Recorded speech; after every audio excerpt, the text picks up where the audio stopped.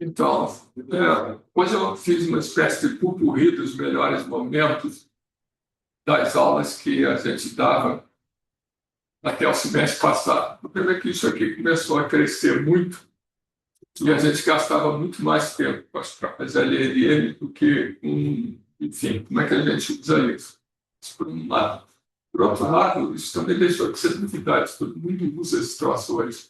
Então, eu não preciso gastar muito tempo mostrando exemplos, ou, enfim, mostrando a funcionalidade que essas LLMs já têm. Então, eu peguei as aulas do semestre passado e reduzi o que eu estou chamando de lições aprendidas. Isso aqui, no fundo, são os melhores momentos das aulas do semestre passado. E aí, para cada uma dessas provedores que a gente via no passado, eu vou comentar algumas coisas que eu considero importantes, que foram contribuições para essa disciplina. Então, começar com as coisas originais lá da OpenAI. Então, isso aqui a gente está falando de 2020, então já tem algum tempo. Né? Então, o que eles estavam discutindo na época é que se você pegasse esses modelos pré-treinados, que na época o GPT-2, GPT-3 já existia aqui, esse paper aqui embaixo é o paper do GPT-3, o que eles estavam mostrando é que para um modelo bem grande, você conseguia direcionar o modelo para fazer certas tarefas tão bem ou melhor que os modelos fine-tuning, os modelos desenvolvidos especificamente para aquela tarefa. E eles estavam falando essencialmente de tarefas de processamento de linguagem natural. Então, essa era a tônica desse modelo aqui. Outra observação importante daqui, que eu vou falar em mais detalhe daqui a 5 minutos, é que eles mostraram nesse paper aqui que você podia passar apenas alguns exemplos para um modelo desses e algumas instruções bem simples e o modelo conseguia resolver aquela tarefa olhando para aqueles poucos exemplos. Isso é verdade se o modelo for grande. Quer dizer, o GPT-3 tem 175 bilhões de parâmetros. Modelos muito pequenos, isso não é verdade. Então, o que eles chamaram a atenção é que quando o modelo escala com um tamanho bem razoável, então, com alguns poucos exemplos, que esse próximo a gente chama de feature learning, ele consegue resolver algumas tarefas. E quanto maior o modelo, né, quanto mais você aumenta o tamanho do modelo, melhor ele desempenha nessas tarefas de processamento de linguagem natural. Então, essa é a tônica desse paper. Essa questão dos poucos exemplos é bem importante. Bom, como é que a gente passa instruções para o modelo desses? No fundo, a gente tem aquela área de trabalho, que a gente chama de área de prompts, né? E aí você passa algumas instruções e tem toda uma discussão sobre como é que você cria essas instruções. A aula seguinte a essa daqui é sobre modelos, mas daqui a 2 aulas é sobre prompt engineering, que é a arte de você criar essas instruções. E além das instruções, você passa uns poucos exemplos. Então, a área de trabalho passa a ser composta de exemplos e pequenas instruções. E aí o modelo se vira para executar aquela tarefa que está descrita nas poucas instruções. Né? O importante disso, que na verdade é a razão de eu estar falando para vocês desse assunto, é que a gente não muda o modelo. Não tem história de ficar retreinando o modelo, fazendo fine-tuning, nada disso. O modelo é aquele que está lá.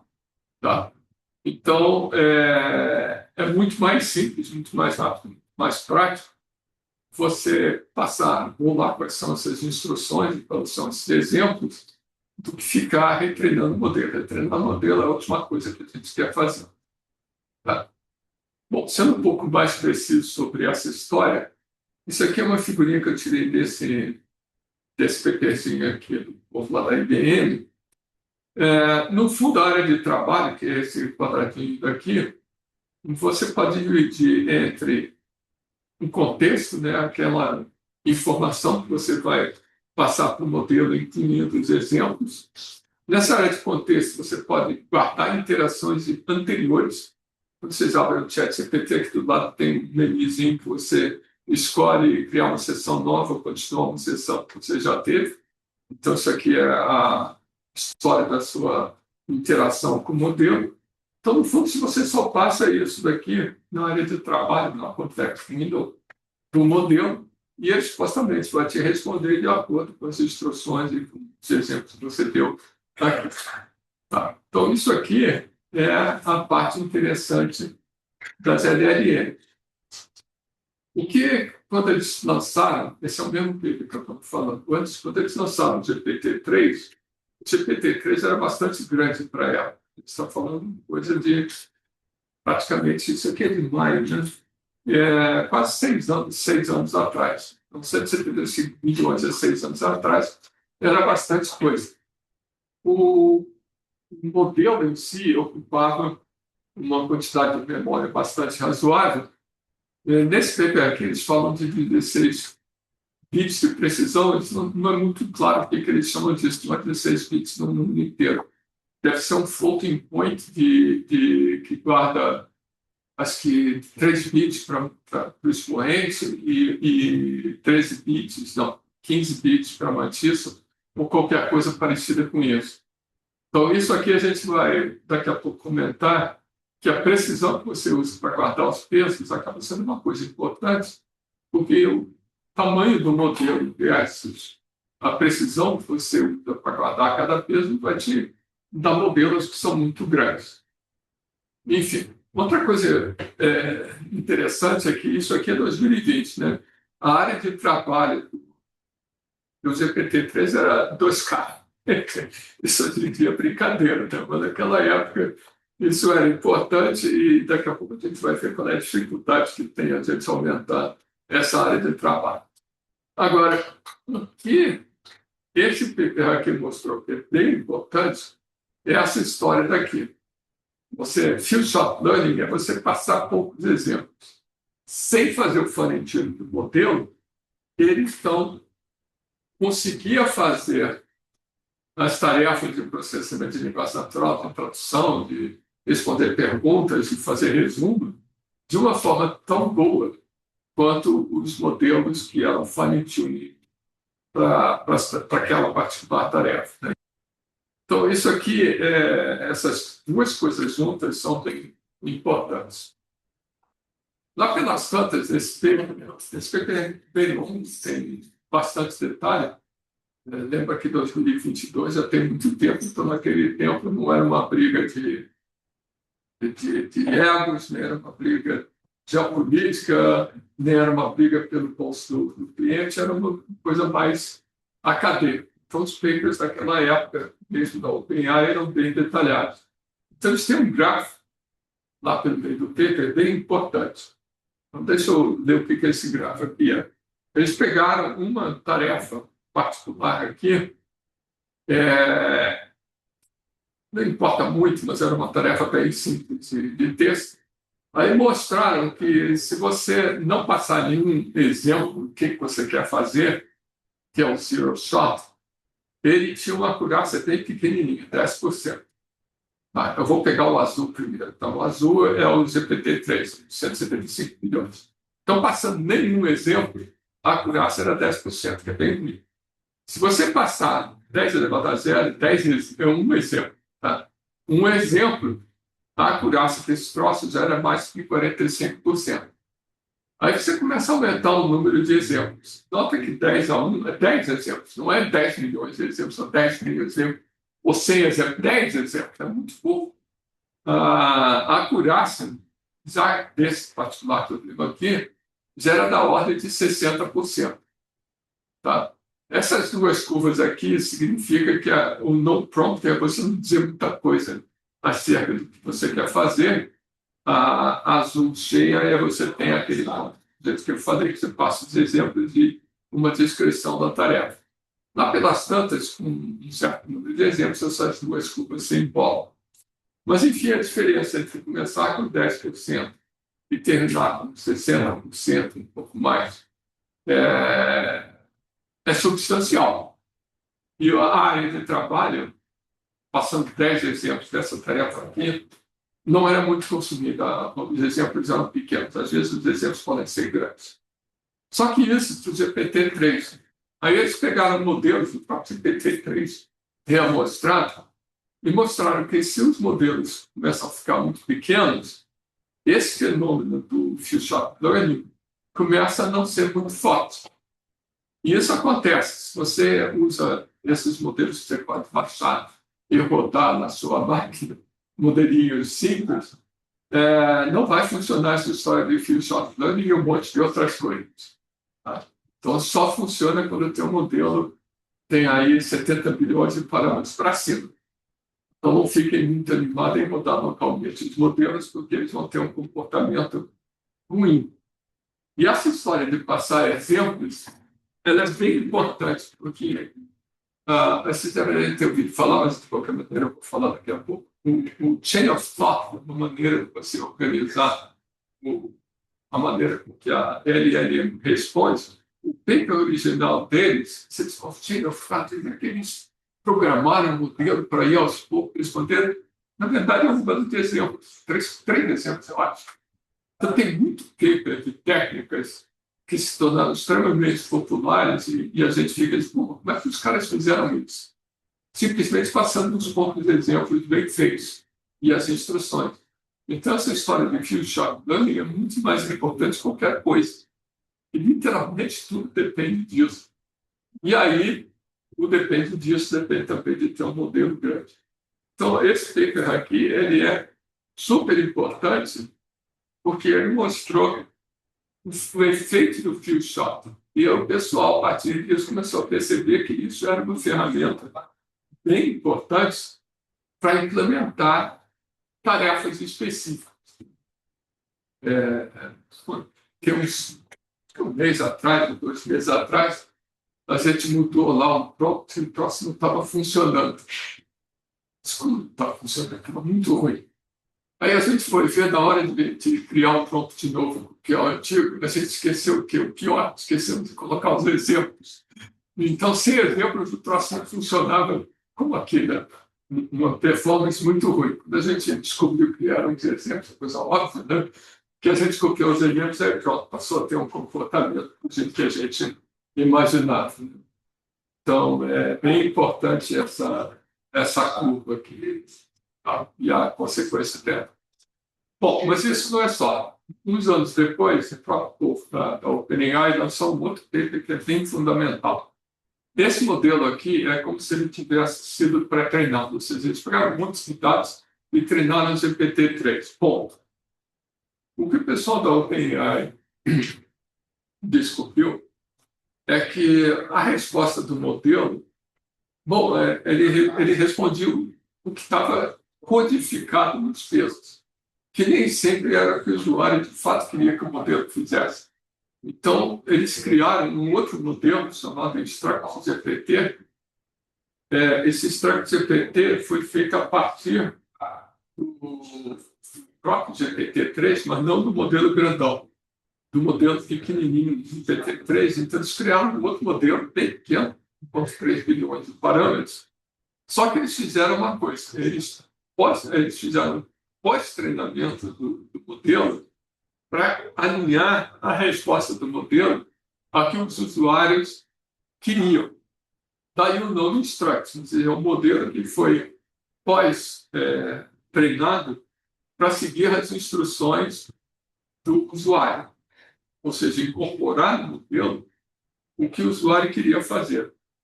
Eu, desde o começo, que eu comecei a usar o ChatGPT, eu sempre tinha perguntado como é que ele sabe que eu quero traduzir de português para inglês.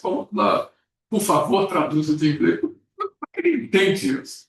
Pô, ele não entende nada. Ele foi treinado para pegar aquela frase que eu coloquei e fazer para o qual aquela frase foi usada no treinamento. Então, não tem nada de entender a instrução. Ele simplesmente foi treinado a partir de um conjunto grande de instruções. No fundo, é isso que esse povo aqui mostrou. Agora, tem outra coisa importante nesse paper, é como eles fizeram esse pós-treinamento. Pré-treinamento a gente imagina, foi aquilo que eu falei na aula passada. Montanha de dados, tokeniza aquela bagunça toda e fica naquele loop de passar por dentro do modelo, ajustar os parâmetros com o backpropagate, passa mais um pouquinho, ajusta, e fica naquela história. Pré-treinamento, no fundo, é esse. Pré-treinamento, você incorpora o conhecimento linguístico que está dentro dos dados que você usou para treinar. O que eles fizeram aqui, que eu vou mostrar agora, é outra história. Então, a primeira coisa, eles fizeram duas fases do pós-treinamento. E, literalmente, tudo que foi feito depois disso segue a mesma ideia. Eu vou mostrar aqui para vocês como fazendo variações, otimizações de vaca, mas a ideia é a mesma. Então, o primeiro passo do pós-treinamento é o Supervised Fine Tuning, isso aqui. Bom, o que significa isso aqui? Eu quero alinhar o que o usuário quer, né? Então, eles pegaram um monte de prompts e mandaram pessoas, seres humanos, bonequinhos, seres humanos, escreverem o que eles esperavam de resposta para aquele prompt. Então, eles tinham um monte de pares entre a entrada do modelo e o que o usuário esperava da entrada. Aí pegaram esse monte de pares e retreinaram o modelo para que a resposta do modelo fosse próxima do que o usuário tinha escrito. Supervisor, porque, no fundo, o supervisor não está aqui, o supervisor está na criação desses exemplos. Né?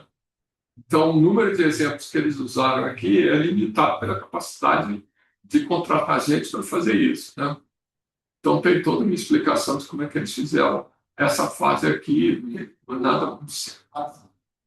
Bom, isso foi uma fase. Então, depois dessa fase que eles chamam de Supervised Fine Tuning, isso vai aparecer em todo o tempo de LLM, aparece isso. Tá? Tem uma outra fase que eles chamam de Reinforced Learning, RL. Como é que eles fizeram isso? Bom, o Reinforced Learning, que é essa última segunda aqui, você pega o modelo responde alguma coisa. O modelo responde alguma coisa. Aí você pega essa alguma coisa que o modelo respondeu e dá uma nota para ele. Ok, parabéns, você fez bem. Não, isso aqui está errado. Então, esse outro modelo aqui não é o modelo que a gente está treinando, é um outro modelo cuja única função é dar nota na resposta da LLM. Aí está baseado nessa nota. Isso é reinjetado num algoritmo, no caso eles usaram o chamado Proximal Policy Optimization, PPO. E aí o PPO ajustava os parâmetros desse modelo para a resposta aumentar o reward, a recompensa. Né? Bom, e aí, como é que a gente faz esse modelo de recompensa? Vamos voltar para cá. Então, como é que eles fizeram o modelo de recompensa? Esse modelo está aqui.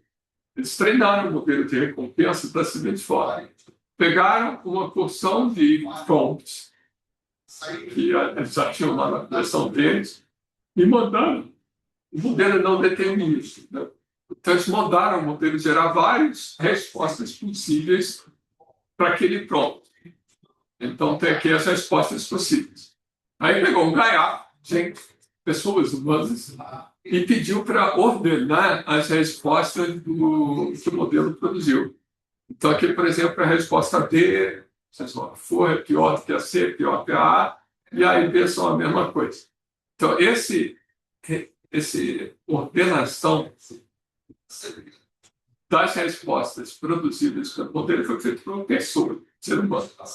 Tá? Aí, esse ordenação e mais isso daqui, você usa, então, para treinar um reward model, que é bem menor. Bom, esse cara daqui é treinado com dados obtidos com interferência humana. Então, isso aqui não pode ser 10 milhões de exemplos, número razoável. Né? E ele é importante porque, a partir do reward model, você vai gerar um sinal, né? Um peso, uma recompensa para a saída da LLM. E aí, o que você quer, intuitivamente, é que a LLM produza não essas respostas, mas ter preferência a produzir essas respostas. Então, a ideia de fazer supervised fine tuning desse jeito daqui e fazer reinforced learning desse jeito aqui tá? Permeia todos os treinamentos das LLMs daqui para frente. O que eles conseguiram com isso? Conseguiram com isso alinhar o GPT-3 ao que o usuário queria. Onde é que está a preferência do usuário? Onde é que está a ideia do que o usuário quer? Está aqui, que o usuário escreveu, e está aqui porque o usuário selecionou. Então, essas duas informações ajustaram o modelo para que ele produza saídas próximas do que o usuário esperava, de maneiras diferentes. Mas essa é a lógica do Instruct GPT. E aí mostraram que o Instruct GPT é pequenininho, era muito melhor do que o GPT-3, dentro do espírito de seguir o que o usuário quer. Legal. Bom, aqui tem uma descrição mais detalhada dessas coisas, mas já falei tudo isso aqui. Tá? O PPO está aqui. O PPO é bem mais antigo. Tá? Bom, isso nos traz até 2022. São duas ideias importantes. Passar exemplos, não um montão de exemplos, poucos exemplos, e a NLN reproduz o comportamento capturado por aqueles exemplos. Segunda coisa importante, o modelo puro, ele captura conhecimento linguístico, não necessariamente o que o usuário quer. Então, a gente faz um pós-treinamento do modelo desse jeito aí, e ele tem um comportamento mais próximo daquilo que o usuário espera do modelo. São duas ideias super importantes. Mais tarde, isso aqui, 2 anos depois, o pessoal da OpenAI lançou uma ideia interessante. Que, hoje em dia a gente chama de reasoning models. A1, A3, A4 e o próprio GPT-5 são os reasoning models. Bom, o que significa isso? O modelo, isso que aqui tem. Isso aqui não, correto. Em vez do modelo pegar a entrada, responder a saída e a gente passar isso para o usuário, eles colocavam a implementação dessas coisas daqui é um pouco mandrake. Que eles modificavam a entrada, gastavam área da área de contexto com os tokens malucos lá, que forçavam o modelo a não passar a resposta direta para o usuário, mas repensar, né? Refazer a resposta, pensar um pouco mais sobre a resposta. Então, esses tokens a mais aqui, esses cinzazinhos, obrigavam o modelo a pegar o que ele já tinha produzido, reinjetar em um outro ciclo. Ele produzia uma outra resposta. E você ficava nesse ciclo aqui, tantas vezes quanto a área de trabalho dessa, ou a paciência do usuário dessa. Em algumas dessas interfaces, você pode chegar lá e ligar e desligar essa feature, ou escolher um modelo que seja reasoning model, em oposição ao modelo que não tem esse comportamento. Isso aqui custa caro porque tem tempo. Esses reasoning model gastam mais tempo para produzir uma resposta.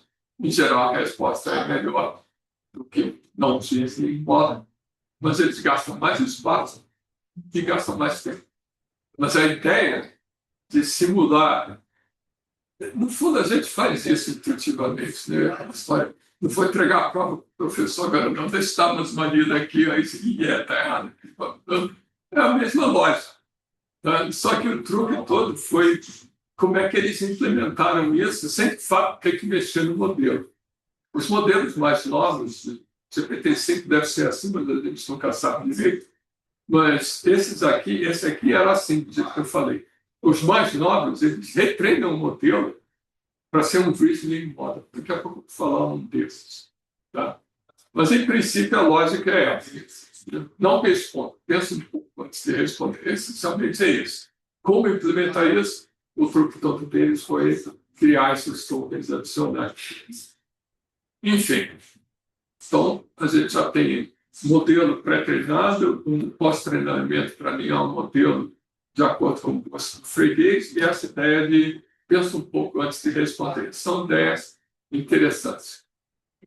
Aí, bem mais recentemente, um ano atrás, mais ou menos, eles introduziram a ideia do Deep Research, Isso é uma coisa bem interessante. Na verdade, é um agente que está pesquisando na internet, ou uma coleção de documentos, que você tem na internet, faz um resumo para você, né? E mais importante do que isso, é, ah, cita de onde você tirou aquilo. Isso para mim é importante. Não adianta nada você ter um resumo se não tiver as referências de onde você tirou aquele resumo.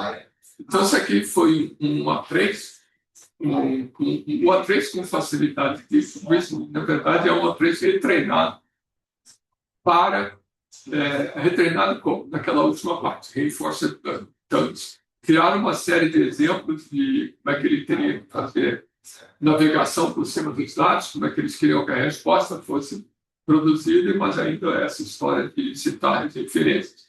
E retreinaram o modelo de reinforced learning para ele ter esse comportamento. Então, no fundo, vocês devem desconfiar que nada sai de graça. Todos esses comportamentos aqui, tirando esse aqui, que é um truquezinho interessante, mas que hoje já é incorporado a treinamento dos modelos, esse aqui se comporta dessa forma interessante, porque ele foi treinado para fazer isso. Tá? Então, nada é de graça, tudo é treinamento. E tudo significa que, no fundo, o modelo não pensa, o modelo não faz deep search, o modelo não faz coisa nenhuma. Ele faz aquilo pelo qual ele foi treinado. Então, não existe mais. O cachorro, você joga o brinquedo, o cachorro vai pegar o brinquedo, bom, ele pode estar programado para isso, ou você pode treinar o cachorro para pegar o brinquedo, o mais importante é devolver o brinquedo para você, não ficar com o brinquedo. Meu cachorro gosta de fazer isso. Joga o brinquedo, ele pega o brinquedo, não devolve de jeito nenhum. Então, ele não foi bem treinado.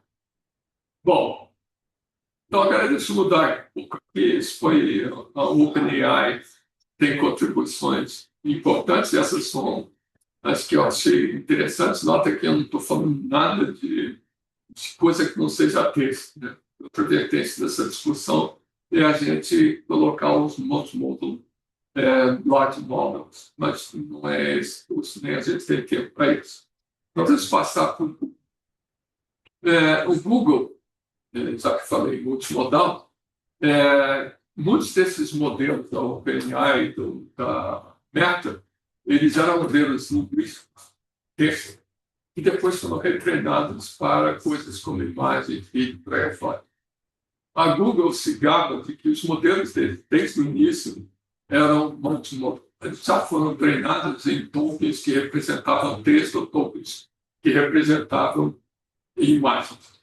Essa versão aqui do Gemini teve outra novidade. Eles mudaram a arquitetura. Confessaram que estavam usando o Mixed of Experts, essa segunda arquitetura, que não é arquitetura densa. Nem sempre eles confessam que estão mudando a arquitetura. A OpenAI, a Meta foi uma delas. O Llama 4, acho que o Llama 4 eles mudaram. E até o Llama 3 diziam que isso não valia a pena, que não era bom, que não era isso, não era aquilo. Tanto levaram na cabeça que os outros faziam isso, que eles mudaram. Aí, com isso, eles conseguem fazer modelos maiores. Mas, além dessas novidades aqui no Gemini 1.5, eles introduziram a ideia de contexto longo. Contexto longo, lembra que contexto era 32K, era um contexto longo. Eles passaram para contextos de 1 mega ou 2 mega, dependendo da versão aqui. Isso aqui dá para fazer muita coisa. Pior do que isso, muita coisa. Muita algoritmo, vamos chamar assim, rebuscado, estranho, que a gente fazia porque a área de contexto era pequena, deixou de fazer sentido. Essa semana eu peguei os Daikon lá, você estava não, o Daikon é um padrão que tem 5.200 tags diferentes. É uma tabela de 5.200 linhas. Eu olhei para a cara daquilo e tem a tag, o ID da tag, uma descrição da tag. Eu queria descobrir, dado uma sentença em linguagem natural, quais eram os tags que melhor batiam com aquela coisa. Aí você experimentar, e peguei o ChatGPT, prompt de 6 linhas, e passei a tabela inteira de 5.200 linhas no prompt do ChatGPT e perguntei para ele quais são os melhores tags para responder essa pergunta. tudo que eu passei deu certo. Então, isso, 5.200 linhas, já era uma tabelinha Excel bem grandinha, não iria caber num prompt de 2 anos atrás, como no prompt atual, não só como ele processou aquele direitinho. Então, ter um prompt grande mudou muito a maneira com que a gente usa essas LLMs. Quando eles lançaram o Gemini 1.5, tinha um monte de exemplinhos no anúncio que alguns veio para a gente até comentar aqui. Então, tipo assim, o que cabe em 1 milhão de megatokens? Nota que vai falar, token, né? Mas mesmo assim é muita coisa. Cabe 50 linhas de código. Né? 8 livros em inglês. 200 podcasts. Isso é coisa pra caramba. Aí eles fizeram uns experimentos que são muito interessantes. Essa língua aqui, Calamani, a Papua Nova Guiné é um dos lugares do mundo que tem uma quantidade de tribos, vamos chamar de tribos assim, desde a Idade da Pedra, e eles têm uma quantidade enorme de línguas. Não sei, 200, 300, mais quantas. Na Papua Nova Guiné, que não é um país tão grande assim, se fala uma coleção enorme de línguas. Então, eles pegaram uma dessas línguas, Calamang, que tem muito pouca gente que falava, só que essa língua é muito estudada, porque o pessoal, os antropólogos adoram a Papua Nova Guiné, porque tem aqui uma tribo que parece que está vivendo 300 a 30 mil anos atrás. Então, eles estudam muito essas tribos. E o Calamang é dicionarizado e tem uma gramática, do que parece. Então, o que eles fizeram? Pegaram a gramática, o dicionário de Calamang, e tascaram no prompt e pediram para sair traduzido de inglês para Calamang. Não sei se está certo ou está errado, porque eu não falo Calamang, mas supostamente está certo. Então, o experimento é interessante. Eu peguei um aluno de mestrado ali que eu quer fazer uma coisa interessante? Vamos fazer um dicionário de tupi, vamos fazer um tradutor de tupi. Por que parece ter um monte de dicionários e gramáticas de tupi. Tem até vários, tupi não é uma língua só, tem vários variantes de tupi. Então, ele pegou um tupi mais padrão e está fazendo a mesma coisa que eles fizeram. E a ideia é que depois a gente possa criar uma massa de testes de tupi português, exemplo de tradução, para retreinar uma LLM pequena. Senão vou ter que ficar preso ao Gemini 1.5. Então, o Gemini 1.5 é apenas para gerar os exemplos. Então, ele está fazendo isso, já fez a massa de testes. Mas isso aqui é muito interessante. A outra coisa legal, a missão Apollo 11, na Lua, né, eles têm a transcrição dos diálogos dos astronautas lá em Houston. E eles pegaram essa transcrição dos diálogos e tascaram no prompt e começaram a pegar. Quando é que o cara disse que ia bater na rocha? O que é verdade, ele conseguiu. Os caras, quando estavam pousando, iam pousar em cima de uma rocha. Aí o cara teve que acelerar um pouquinho o módulo de aterrissagem para não bater na rocha. Só que ele não podia acelerar muito, senão ele gastava muito combustível e ele não conseguia subir de novo. Então foi um tremendo estresse saber se aquela aceleradinha era suficiente para pular a rocha e se eles tinham combustível suficiente para voltar para a nave que estava orbitando. Então isso é um fato assim super crítico na missão do Apollo 11. Aí você vai lá e ele diz, já está aqui o diálogo dos astronautas com a cápsula voltando, né? Dizendo o que estava acontecendo.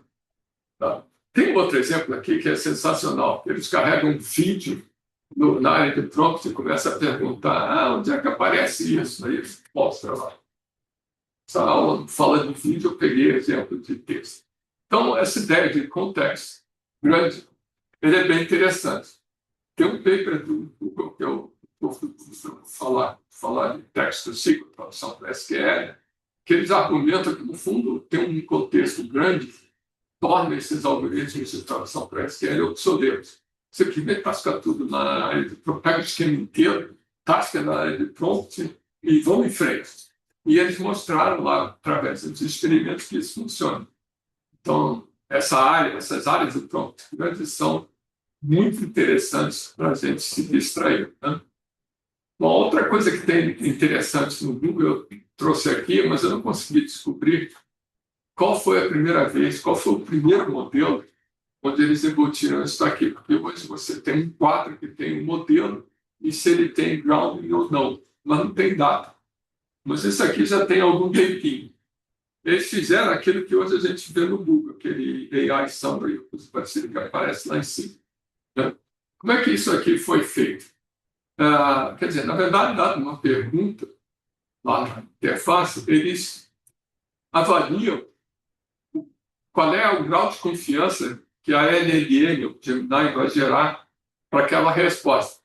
Dependendo do grau de confiança, eles vão, na web, procurar a resposta para aquela pergunta e pegam o resultado dessa busca, quer dizer, os stubzinhos, né? E sintetizam a resposta da pergunta a partir dos stubzinhos e colocam lá um link para a página original. Então, no fundo, o que a gente viu hoje,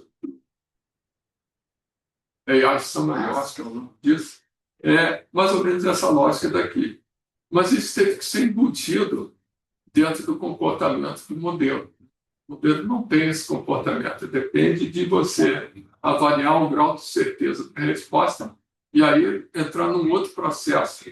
Esse aqui, que não é o processo de geração típico da LLM. A LLM entra de novo aqui embaixo. Ela vai sintetizar a resposta não a partir exatamente dos pesos que estão lá dentro do Gemini, mas a partir dos stubs que vieram dessa consulta. Isso aqui é literalmente a mesma coisa que drag. Daqui a pouco a gente vai ver drag, aparece de novo essa lógica daqui. Só que você não vai buscar na web, você vai buscar lá na tua coleção de documentos. A lógica é a tá? Então, para mim, isso aqui é bem importante. Se você me dá uma resposta no que você tirou, e eu tenho que olhar, porque tem muita coisa que o Google diz que tirou daqui, aí você vai olhar, pode ser que é um blog do fulaninho, mas sei que é o fulaninho, não vou acreditar. Então, eu queria até uma coisa parecida com essa, mas do lado do Deep Research, que ele fosse em cima do archive, por exemplo, ou de alguma base de textos científicos que fossem curados. A gente pudesse, minimamente, confiar naquele texto, e não no blog do Zezinho. Enfim, o blog do Zezinho pode ser mais famoso do que o paper do archive. Então, tem duas coisas aqui que eu queria lembrar: a importância de ter um contexto bom e essa ideia de grounding, que são coisas que introduziu que, para mim, são bem importantes. Agora eu vou falar um pouquinho da meta. A meta, ó, diferentemente da OpenAI, eles publicam tudo que fazem. Então, pelo menos até o Llama 4, tinha relatórios técnicos relativamente extensos, explicando como é que as coisas aconteceram. Hoje em dia, a gente consegue isso dos chineses. Os chineses tipicamente publicam os relatórios completos. A OpenAI e o Google só publicam propaganda. Enfim, mas tem muita coisa na meta que é meio que repetição disso daqui, só que com mais detalhe. Mas tem uma coisa que eu queria chamar a atenção para vocês, que é a questão de como é que eles criaram o Code. Como é que você pega um modelo comum, vamos chamar assim, e faz aquele modelo entender código? A resposta disso você já deve saber. Como é que eu faço isso? Eu treino um modelo. Não tem outra resposta. Então, o que eu quero comentar aqui com vocês rapidamente é como é que eles criaram o idioma a partir do próprio idioma. Né? Esse é o... sim, tem uma coisa que é importante. Esse feeling in the middle é o que a gente... é a coisa mais fácil. É você me dar um trechinho de código e esperar que o modelo complete aquele textinho de código. Né? Bom, como é que eles fizeram isso? Primeiro, se vocês olharem para cá, tem 4 modelos diferentes e tamanhos diferentes. A segunda coisa, tem uma setinha aqui dupla. Essa setinha dupla aqui significa que aquele modelo foi treinado para infiel. Então, não são todos os modelos que completam código. É só esses que têm dupla seta. E aí tem essas caixinhas aqui no meio que eu quero comentar. Isso aqui que é o importante. Quer dizer, como é que eles criaram a Cold Delta? Retreinando o modelo. E como é que eles fizeram para retreinar o modelo? Eles pegaram um monte de código, 1 terabyte de tokens, e usaram esse 1 terabyte de tokens para retreinar o modelo maior de 70p e metade disso para retreinar os outros modelos menores. Bom, aí o retreinamento básico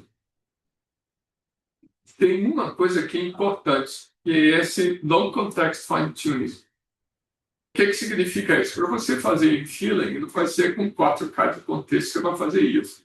32K também é pouco. Então, eles foram aumentando gradativamente a área de contexto e retreinando o modelo para considerar contextos cada vez maiores. Tá?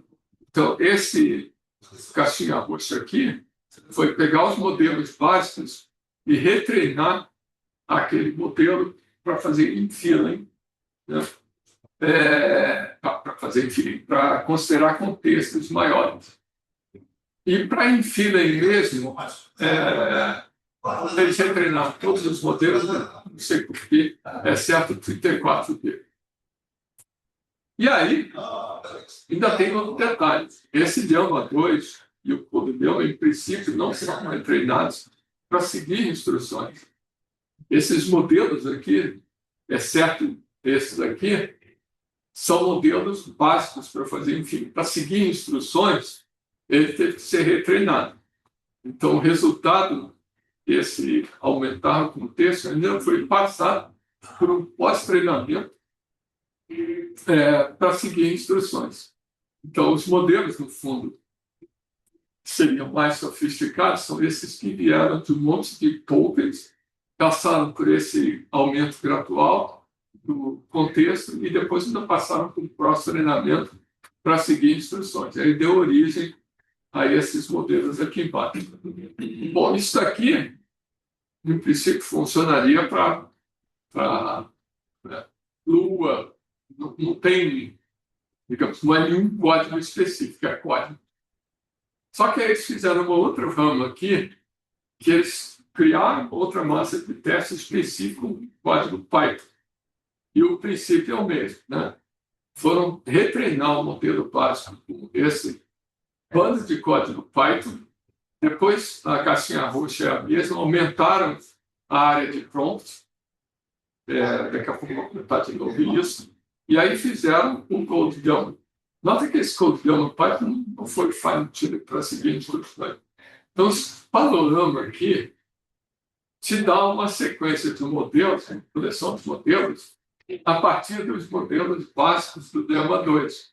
Mas a poder de um bocado de treinamento pior do que isso. Um bocado de arrumar mais exemplos de treinamento. O treinamento é chato, mas você captar os exemplos de código, a descrição do código e por aí afora é bastante trabalho. Né? Então, isso aqui essa caixinha preta, na verdade, é um monte de trabalho para arrumar mais dados de treinamento. E depois essa lógica aqui de treinamento um pouco diferente. Isso só fala. Então, quer dizer, a lógica, o que eu queria mostrar para vocês com esse exemplo Llama 2, era que, de novo, essa coisa que a gente via aí de ter um monte dessas ferramentas que criam código para você, elas foram treinadas para isso. Não é mágico. E dá um bocado de trabalho você arrumar exemplos e fazer esse retreinamento. Bom, aí a gente chega em final de 2025, começo de final de 2024, começo de 2025, quando os chineses lá da DeepSeek anunciaram o V3. Vocês lembram dessa história? A NVIDIA perdeu não sei quantos bilhões, porque a bolsa caiu, etc. E tal. Aí vocês leram por que a bolsa caiu? Lembram por quê? Vocês conseguiram treinar com GPUs mais antigas, né? Eles conseguiram treinar um modelo muito bom com bem menos retreinamento, com bem menos dinheiro. Tá? Mas aí, vamos falar um pouco disso. Primeira coisa que é surpreendente, uma maneira deles diminuírem o custo de treinamento foi reamostrar os pesos na hora de fazer o treinamento. Então, antes, na hora de fazer o treinamento, reamostraram os 16 bits lá, que é alguma coisa, sei lá, já é um peso bem truncado, para 8 bits. Então, você pegar um float e transformar o float em 8 bits, que na verdade são 7, né? 3 e 4, se não me engano, isso que é 3 bits. Tem duas maneiras de fazer isso. 3 bits para o expoente, 5 bits para 4 bits para quantia. Assim. Cara, isso é uma reamostragem violentíssima. O pessoal da Meta e os outros diziam que não, vamos fazer isso, você vai perder precisão no modelo e, portanto, comportamento no modelo. Mas eles fizeram. A segunda coisa que é o processo de treinamento desse modelo é bastante complicado.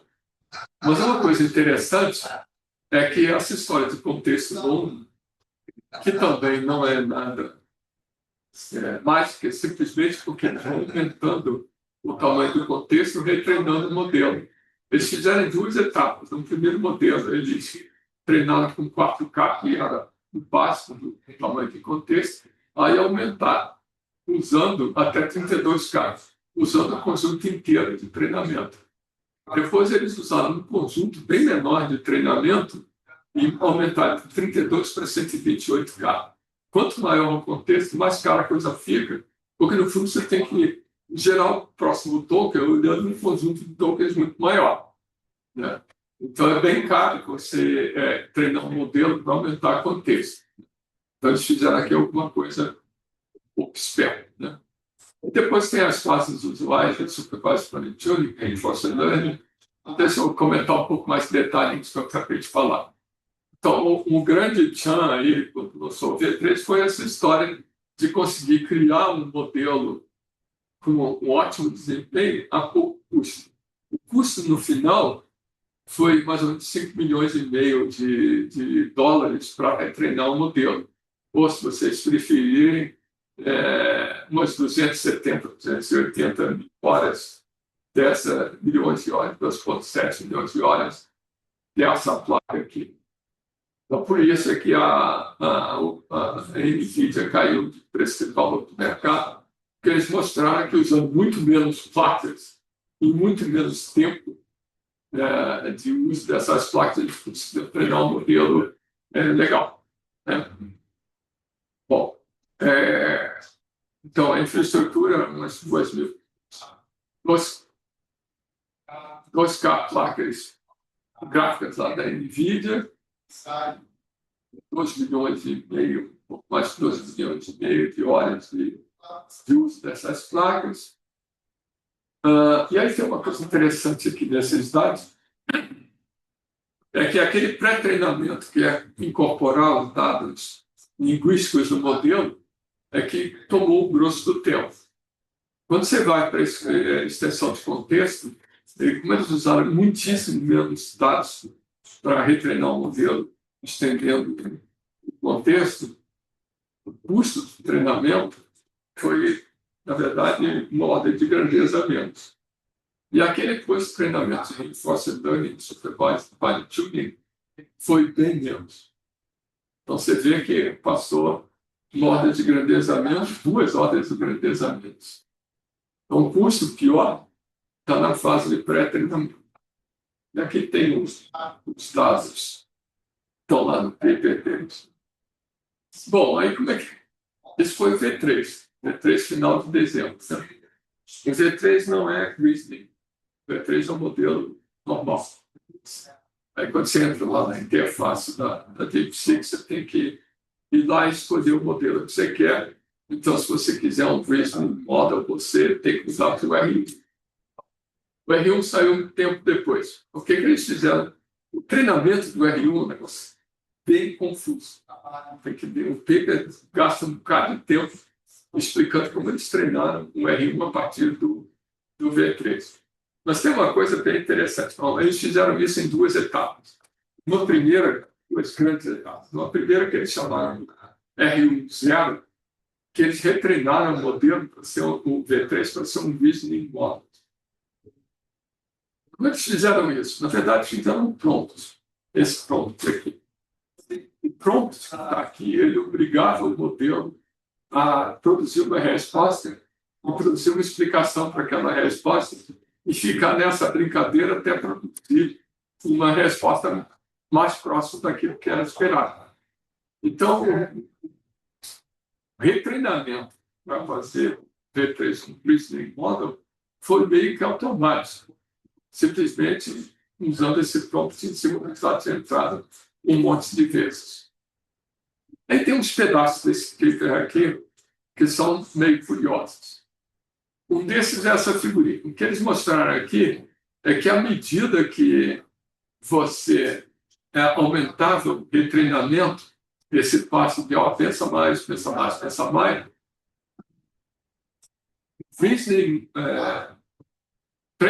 os passos de raciocínio começavam a ficar mais longos.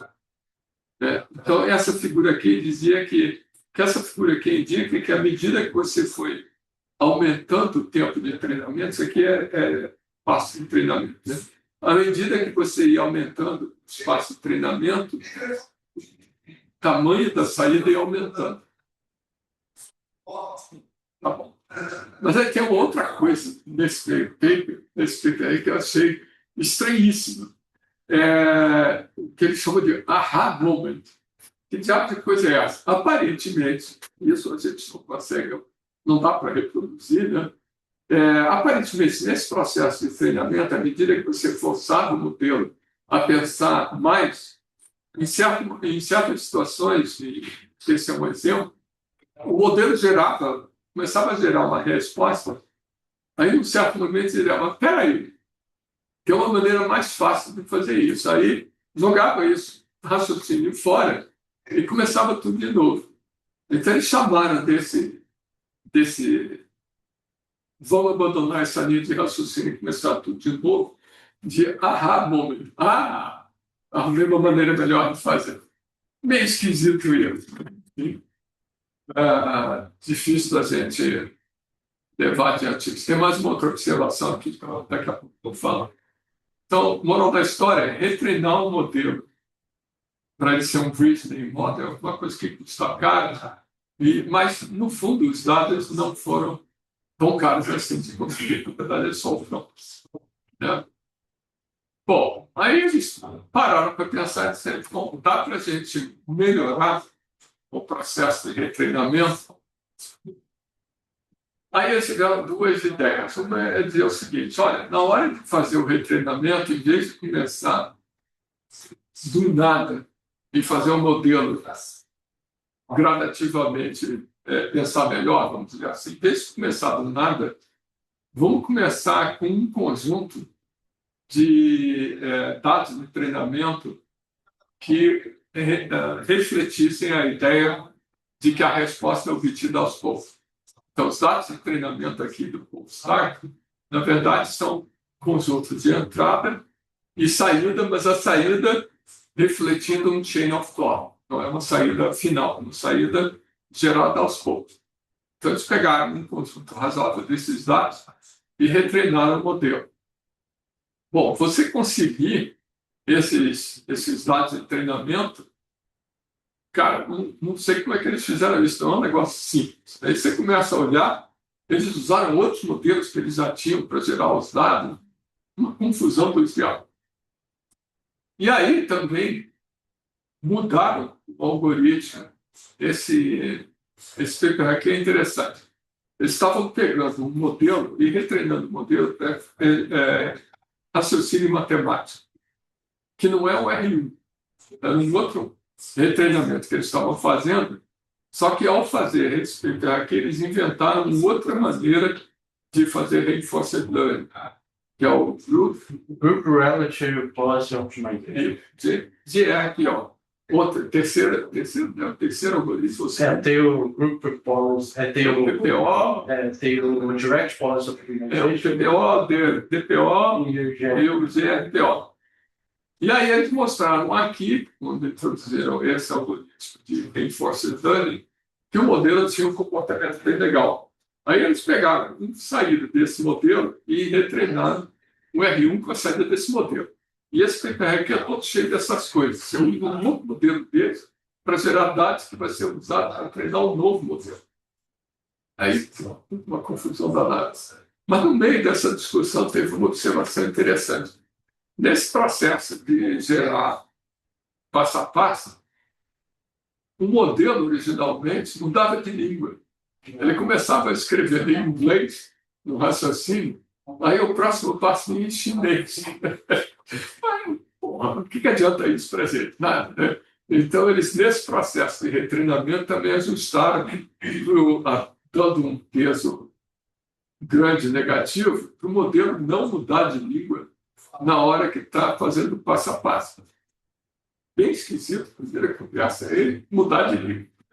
E segunda, é como é que você força o modelo. Bom, enfim, dando um peso negativo para quando acontece esse fenômeno.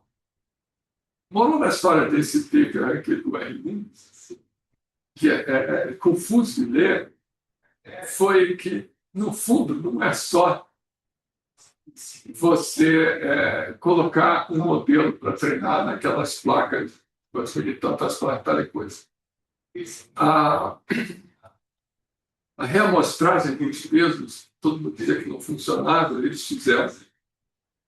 A codificação dos algoritmos de treinamento, pelo visto, foi uma escovação de bits danada para conseguir usar as placas que eles tinham. E os algoritmos básicos, como esse GRPO aqui, eles também inventaram. Então, não é dizer que eles fizeram um trabalho só de enfiar pela goela das placas lá o modelo. Eles fizeram muito mais do que isso para conseguir treinar o DeepSeek V3.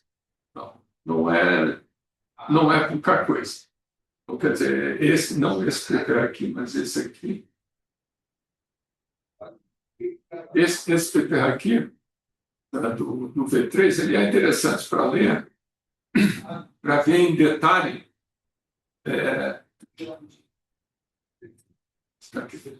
Para ver em detalhe não, para ver algum detalhe desse problema que eles atacaram, de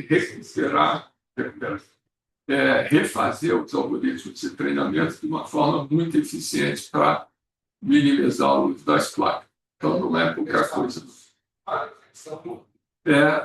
Tem vários desses. DeepSeek é uma startup. Alibaba não deles lá, né? Mas tem uma outra startup, a Z, que eu vou falar na próxima aula, que tem um relatório técnico muito bom, que também detalha o que eles fizeram também nessa linha de escovar bits para conseguir fazer. Então, falar do GED M5, eu vou voltar a esse assunto. Bom, o que eu quero falar da Alibaba? Chama atenção nesse relatório técnico aqui uma coisa. A preocupação deles com a qualidade dos dados. Então, não é só você pegar 15 trilhões de tokens e usar aquilo para treinar. Não adianta 15 trilhões de tokens, você tem que ter um mínimo de qualidade. Então, eles usaram os próprios modelos deles, anteriores, para filtrar os dados que eles tinham usado para treinamento e criar massas de dados mais precisas, de melhor qualidade. Então, esse paper aqui gasta um bocado de tempo mostrando como eles conseguiram fazer isso.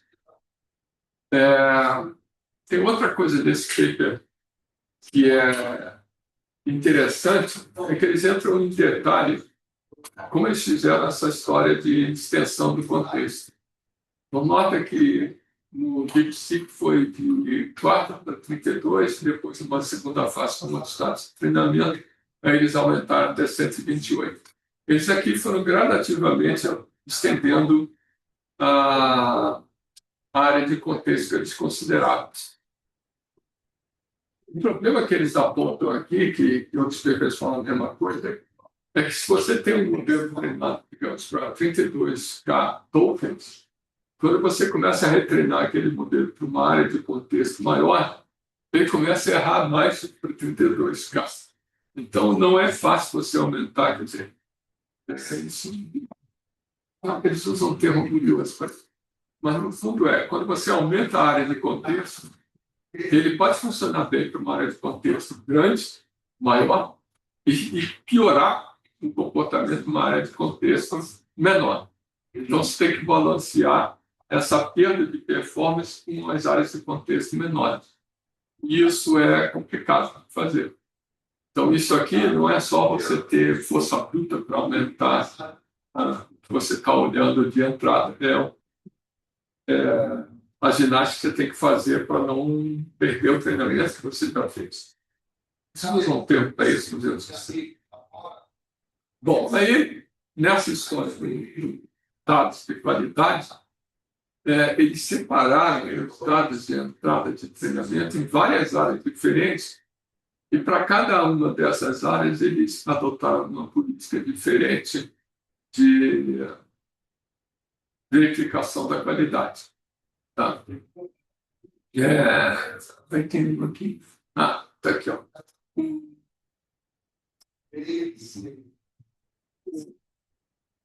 Na área de resolução de problemas, porque esse negócio de resolver problemas matemáticos é importante, porque, na verdade, parte dos benchmarks, e aquele benchmark lá do geral, lá do Analytics, usa problemas de matemática. Então, se você quer ter um bom desempenho naqueles benchmarks, você tem que treinar. Então, olha só, eles pegaram um outro modelo anterior, específico para resolver problemas de matemática, e geraram dados para retreinar o modelo. Isso aparece aqui no Code. Aparece aí. Bom, não aparece de novo, mas eu acho que tem umas coisas dessas que eles usam os próprios modelos que eles já têm para melhorar a qualidade dos dados para treinar os próximos modelos. E aí, dividindo a entrada nessas coisas azulzinhas, eles aplicaram critérios diferentes de qualidade a maneiras diferentes de melhorar a qualidade. E isso dá trabalho para cacete. Então, isso aqui é super fácil de valer. Nós que eu pus aqui do lado uma figurinha, e isso aqui foi tudo automático. Eles não usaram os seres humanos para fazer o supervised fine tuning. Então, esse prompt aqui esperado, esse prompt aqui não foi gerado por um ser humano, foi gerado por outros modelos. Sim. Bom, deixa eu falar só mais um pouco, porque isso aqui acaba sendo meio repetitivo. Mas antes de falar de duas coisas, o modelo lá dos suíços e um pouco que se fala aqui no Brasil. Esse modelo suíço de mais 6 meses atrás, eles chamaram o modelo de apertos de propósito. A diferença entre esse modelo, os que eu falei até agora, os do Gama são, você pode baixar os pesos. Então eles chamam de modelo aberto, que é tipo C, que é a mesma coisa, do bem é a mesma coisa, alguns desses do bem. Eles chamam de modelo aberto no sentido que você pode baixar os pesos. A OpenAI também tem novos modelos abertos dela. Mas baixar o peso é só uma parte da história. Foram os algoritmos que você usou no treinamento. Eu pior que isso, quais foram os dados que você usou. Então, dados de treinamento, algoritmos de treinamento, no fundo, são tão importantes para você chamar aquele experimento de experimento aberto, ou replicável, né, quanto os próprios pesos. Então, esse pessoal aqui era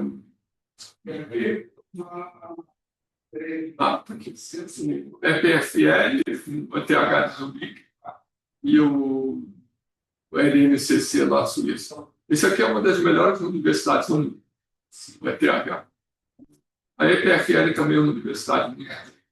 Nós pegaram universidades, se juntaram e fizeram um modelo suíço, né? Não é um modelo muito grande. O modelo maior deles tem 70 milhões de parâmetros. Mas aí tem outras coisas interessantes. Eles dizem que treinaram, eu não consigo nem imaginar. Eles treinaram um modelo em 1.800 línguas diferentes, europeias. Aonde que tem 1.800 línguas? Não sei. Tá? Mas é claro que uma dessas línguas é português. Né? E supostamente tem e supostamente eles criaram uma massa de dados inicial de 15 trilhões de tokens que eles passaram numa controle de qualidade e usaram na infraestrutura. Se vocês compararem essa infraestrutura dentro com o DeepSeek, vocês vão ver umas diferenças. Né? O número de tokens que eles usaram é basicamente o mesmo número de tokens para o DeepSeek, mas as placas que o pessoal do DeepSeek usou não são as placas que tem aqui. A deles foi H800, que é bem maior que essa daqui. Então, não dá propriamente para comparar isso daqui com o experimento do DeepSeek. Né? Não me chamou atenção essa história daqui. Bom, outra coisa que chama atenção é o cuidado que eles tiveram em limpar os dados. Quando o ChatGPT foi lançado, você olha os papers daquela época, 2020, 2021, ainda tinha uma preocupação grande em mostrar que o modelo não era capaz de reproduzir respostas ofensivas. Ofensiva significava desde explicar como é que faz uma bomba caseira até problemas de ações políticas radicais. Então, eles procuravam retreinar os modelos eliminando esse material tóxico. Se vocês pegarem os relatórios recentes, saiu de moda. Dane-se o que tiver na saída, e causa esses problemas que a gente volta e meia escuta lendo no jornal. Né? Ao contrário, apesar desse modelo ser 6 meses, 8 meses atrás, eles tiveram uma preocupação grande em limpar os dados com relação à toxicidade, né? Inclusive para português. Sabe? Aqui tem uma outra observação interessante. Nota que esse relatório técnico aqui saiu depois do DeepSeek, né? E eles comentam explicitamente que, quando eles remostraram os pesos, a performance do modelo caiu. Então, eles falam alguma coisa que é diametralmente oposto ao que o pessoal da DeepSeek fala. Bom, paciência. Tem uma... Tem uma coisa que é interessante, tem mais um outro PO aqui, agora é o From Time to One Policy. Note que esse paper aqui foi publicado pouco antes deles treinarem esse modelo.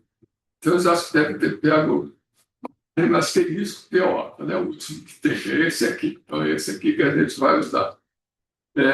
Mas, enfim, é outro algoritmozinho, mas a ideia é a mesma. Mas eu queria mostrar para vocês uma coisa interessante. Isso aqui é aquela ideia do Reward, que você cria uma redinha, treina essa redinha para dar um peso a sair. Olha só. Eles usaram um certo número de pares para fazer o preference alignment e um certo número de pares que eles não gostariam de reproduzir. Então, eles deram exemplos positivos e exemplos negativos para adaptar essa policy aqui para depois treinar o modelo. Então, é a única vez que eu vi alguém considerar exemplos negativos. E esses exemplos negativos foram verificados manualmente. Quais foram os exemplos negativos que eles pegaram? coisas que não estivessem de acordo com a lei suíça. Isso é interessante, né? A questão de neutralidade, enfim, a Suíça é aqueles cantões, né? Então, ser multilingüe, respeitar as coisas culturais, essas coisas todas que a gente gostaria de ver, mas não vê mais, eles pegaram não sei se é da Constituição, das leis suíças, e explicitamente retreinaram o termo nessa fase de preferential alignment para filtrar aquilo que fosse ofensivo segundo esses critérios. É interessante isso. Isso deu trabalho. Foi feito, verificado normalmente. Bom, então, para completar, vou falar de uma coisa diferente. Existe, há algum tempo, isso foi de julho de 2024, um plano brasileiro de IA. E esse plano, até algum tempo atrás, existia só um PowerPoint. Tudo que tinha do plano era um PowerPoint. Há algum tempo atrás, eles publicaram um documento que não é um PowerPoint. Só que se você for ver o documento que não é um PowerPoint, é a mesma coisa que está escrito no PowerPoint. Então, vocês não precisam se preocupar. Esse cara daqui e esse cara daqui dizem a mesma coisa. Tá? Esse de cima aqui é o não PowerPoint.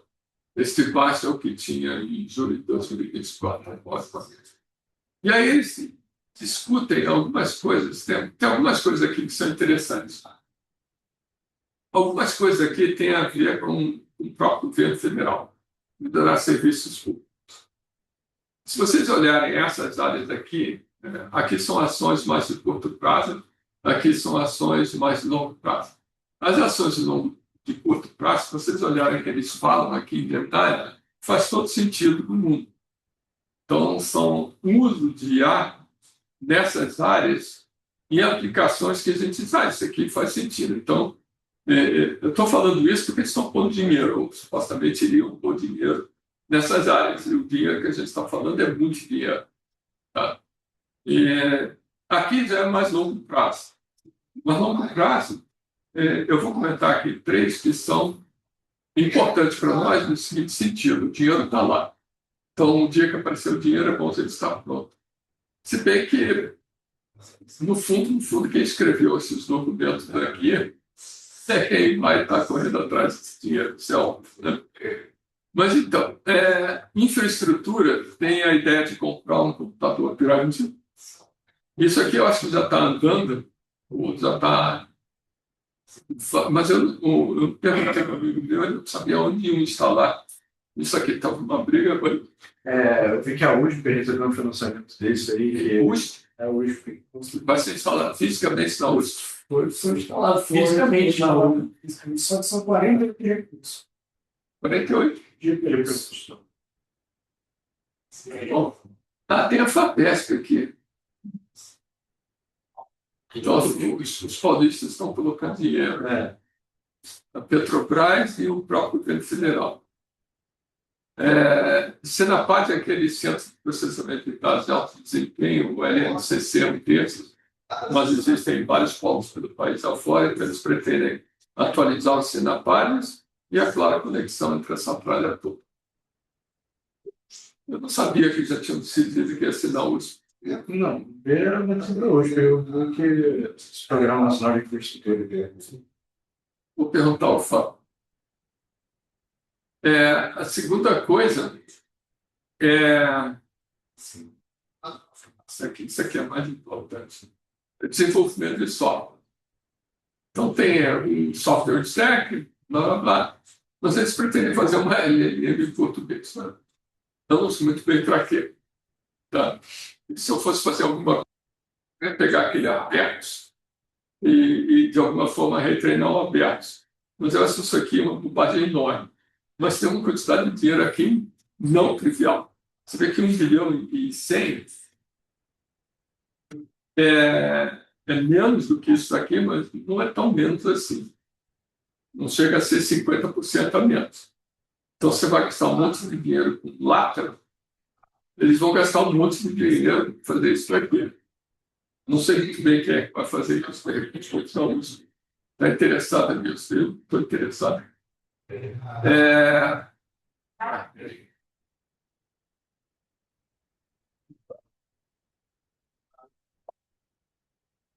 Esqueci de pegar aqui. Tem um desses transparências no começo, que é importante para nós, porque vai ter um monte de dinheiro para a Bolsa. Bolsa Nacional e Bolsa Exterior para essa área.